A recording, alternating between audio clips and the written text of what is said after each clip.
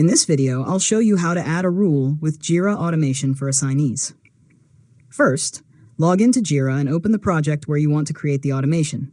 Next, go to Project Settings and select Automation. Now click Create Rule to start a new automation rule. After that, choose a trigger, such as Issue Created, Issue Transitioned, or Field Value Changed. Next, add a condition if you only want the rule to run for specific issues.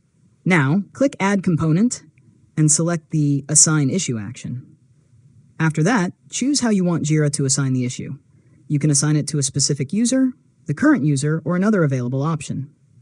Next, review the rule and make sure the trigger, conditions, and assignee settings are correct. Now, give the rule a clear name and turn it on. Finally, create or update a test issue and confirm that Jira automatically assigns it to the correct user. And that's it. You've successfully learned how to add a rule with Jira Automation for assignees.